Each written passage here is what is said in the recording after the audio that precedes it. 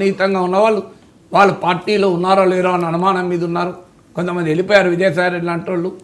అంటే ఇప్పుడు వ్యవహారం నడపాలి కదా. జగన్మోహన్ రెడ్డి అరెస్ట్ అయితే ఇప్పుడు వైసీపీ వ్యవహారాలు నడిపే నాయకుడు ఎవరు? ఇక మిగిలింది ఎవరో ఒక్క భారతి గారు మాత్రమే. సో ఆమె రోడ్డు మీదకి వస్తే మరి నిరసనగా ఏ రకమైన సానుభూతి వస్తుంది? ఎందుకంటే ఆమె రాజకీయ వివాదాలు ఆమె చుట్టూ ఎలా మసులుకుంటాయి, ఇవన్నీ క్వశ్చన్. ఇప్పుడు చంద్రబాబు నాయుడు అరెస్ట్ అయినప్పుడు భువనేశ్వర్ గారు బ్రాహ్మణ్ గారు రంగంలో దిగితే సానుకూల అంశంగా మారింది. ఇప్పుడు మరి ఆ సానుకూలత ఉంటుందా, ఇవన్నీ క్వశ్చన్ మార్క్స్. సో అందువల్ల ఇప్పుడైతే జగన్మోహన్ రెడ్డి పార్టీ నడపడానికి చుట్టూ ఉన్న కోటరీ ఇబ్బందుల్లో ఉంది. అలాగే మా తల్లి చెల్లి అండలేదు, రాజశేఖర రెడ్డి సెంటిమెంట్ లేదు. దాంతోపాటు పార్టీలో ఉన్న నాయకులు వ్యవహారాలు నడిపేవాళ్ళు అరెస్ట్ అవుతున్నారు, అనాసక్తిగా యాక్టివ్గా అన్నలేరు, లేదంటే రాజీనామా చేసి జగన్ మీదనే బాణాలు వదులుతున్నారు. ఇలాంటి పరిస్థితుల్లో విజయసాయి రెడ్డి ఆల్రెడీ పార్టీ నుంచి వెళ్ళిపోయాడు. పార్టీలో ఉన్న వాళ్ళపైన కేసులు, ఇప్పుడు గట్టిగా నిలబడే వాళ్ళ మీద కేసులు వేలాడుతున్నాయి. ఇప్పుడు పేరు నాని పైన బియ్యం వేలాడుతున్నది, బియ్యం బస్తా. సో ఇలా మీకు ఆ రకమైనటువంటి ట్రెండ్ మీకు కనబడుతుంది. అందువల్ల ఇప్పుడైతే అప్రాప్రియేట్ టైం అని తెలుగుదేశం వర్గాల్లో వినిపిస్తున్న వాదన. మరి ఈ ఫ్యాక్టర్స్ అంటే ఇప్పుడు మీకు అరెస్ట్ అవ్వటానికి ఉండే ఫ్యాక్టర్ చెప్పాను కదా, ఈ ఫ్యాక్టర్స్ రీత్యా చూస్తే జగన్మోహన్ రెడ్డి అరెస్టుకు రంగం సిద్ధమైందని అనిపిస్తోంది. కానీ అవుతారా లేరా, అయితే బెయిల్ వస్తుందా లేదా, ఇవన్నీ ఇఫ్స్ అండ్ బట్స్ తర్వాత చూడాల్సింది. తర్వాత అన్నిటికన్నా ముఖ్యం ఏంటంటే తెలుగుదేశాన్ని సమర్థించిన వైసీపీని తీవ్రంగా వ్యతిరేకించిన వర్గాల్లో తీవ్రమైన అసహనం కూడా వ్యక్తమవుతుంది. అనేక అంశాలు అసహనం వ్యక్తమవుతుంది. ఇంకా పెద్దిరెడ్డిని అరెస్ట్ చేయరేంటి, ఇంకా జగన్ దాకా ఎప్పుడొస్తారు, ఇంకా పేర్నాని సంగతి తేల్చరేంటి, కొడాలి నానంటే ఆరోగ్యం బాగాలేదు కనుక ఆయన గురించి చర్చ లేదు. ఇంక మన అంతకుముందు చూసాం, మీరు వల్ల నేను మంచి అరెస్ట్ అయ్యేదాకా జనంలో ఇంకెప్పుడు అరెస్ట్ చేస్తారు. సో ఈ క్షేత్రస్థాయిలో ఉన్న ప్రెషర్ కూడా పెరిగింది. తెలుగు తమ్ముళ్ళ సోషల్ మీడియాలో ఉతికి ఆరేస్తున్నారు ఎంతకాలం అని. మీరు అది టీడీపీ అనుకూల టీవీ ఛానల్లో డిబేట్లు చూస్తున్నా మనకు అర్థమవుతుంది. టీడీపీ అనుకూల లేదా జగన్ వ్యతిరేక పత్రికల్లో పేజ్ వన్ చూసినా అర్థమవుతుంది మనకి ఈ అసహనం ఎలా వ్యక్తమవుతుంది అని. అందువల్ల ఇప్పుడు జగన్మోహన్ రెడ్డిని అరెస్ట్ చేస్తే లాభం తర్వాత సంగతి, అరెస్ట్ చెయ్యకపోతే నష్టం వస్తుందా అనే భావన కూడా తెలుగుదేశంలో ఉంది. అంటే మళ్ళీ కూడా చెప్తున్నా, అరెస్ట్ చేస్తే లాభమా తర్వాత సంగతి. అరెస్ట్ చెయ్యకపోతే చంద్రబాబు నాయుడును లోపలేసిన జగన్మోహన్ రెడ్డిని చంద్రబాబు నాయుడు ఉపేక్షించాడు. ఇంతటి మెతక వైఖరా? చంద్రబాబు నాయుడు వదిలేసిన లోకేష్ ఎందుకు వదిలేస్తున్నాడు? లోకేష్ యువరక్తం కదా, మరి ఈయన ఎందుకు వదిలేస్తున్నాడు అనేటువంటి ప్రశ్నలు బలంగా వచ్చే అవకాశం ఉంది.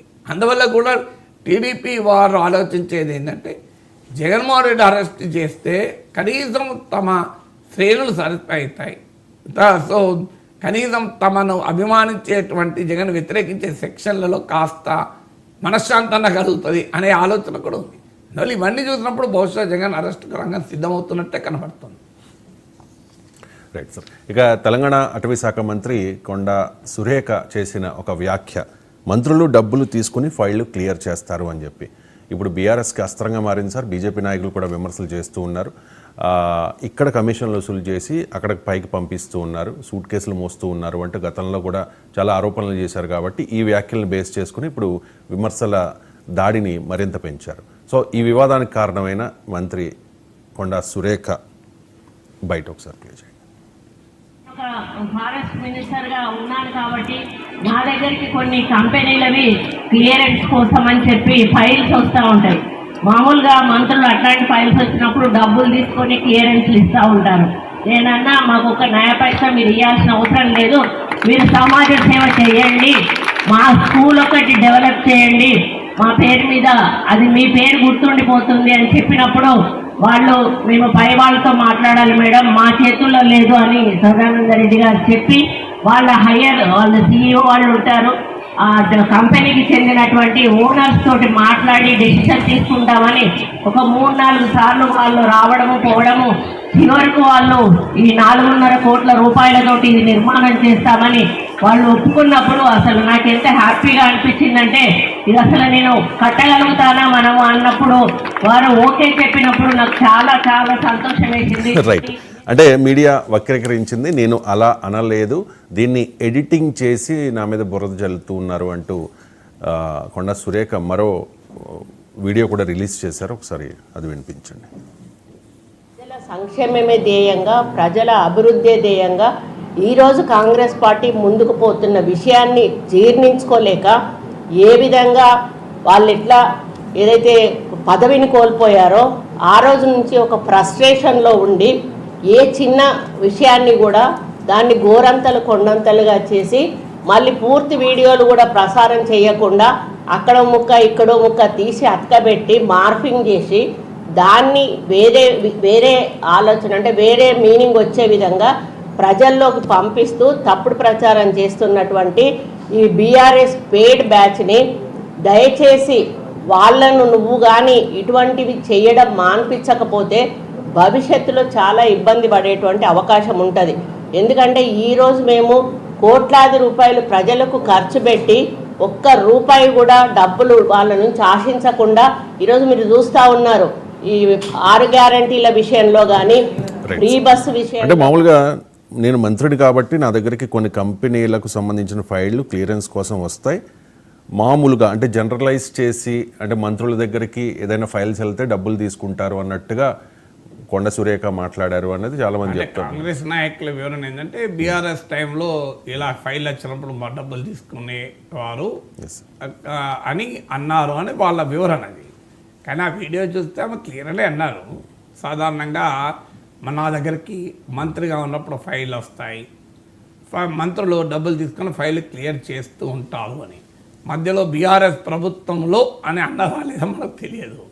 సో బట్ ఏదున్నా ఇప్పుడు మనకు తెలుగు సినిమా పాట ఉంది, మీలో పాపం చేయని వాడు ఎవరు రాయితో కొట్టండి అని. రాజకీయాల్లో ఇదంతా తెలియంది ఎవరికి. నేను ఇంతకుముందు అదే అన్నా, దొరికితే దొంగ, దొరకకపోతే దొర. ఇందులో చేయండి ఏంటి? ఇప్పుడు రేవంత్ రెడ్డి ఓటుకు నోటు ఉంది.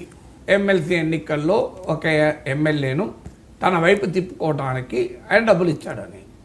మరి మిగతా పార్టీల వాళ్ళు ఎట్లా తిప్పుకుంటున్నారు ఎమ్మెల్యేని? ఇది దేశమంతటా పార్టీ ఒక పార్టీలో గెలిచి ఇంకో పార్టీలో చేరతలేరా? వీళ్ళంతా ఎట్లా చేరుతున్నారు? దేశం కోసం అభివృద్ధి కోసం చేస్తారని కహానీలు చెప్తారు. మనకు తెలియదా? ఎందుకు చేరుతారు? డబ్బుల కొరకు చేరుతారు. ఇక వేరేది ఏమున్నది అలా?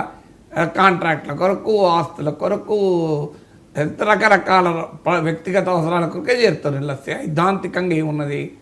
మళ్ళీ ఈ రాజకీయ ఫిరాయింపుల ప్రతి ఒక్కటి అవినీతితో జరిగేది, అందులో అనుమానం వెళ్ళలేదు. అది ఏ రకమైన అవినీతి? క్యాష్ అండ్ క్యారీనా, లేదు పోస్ట్ వల్ల అధికార పదవి కొరక నిస్వార్థ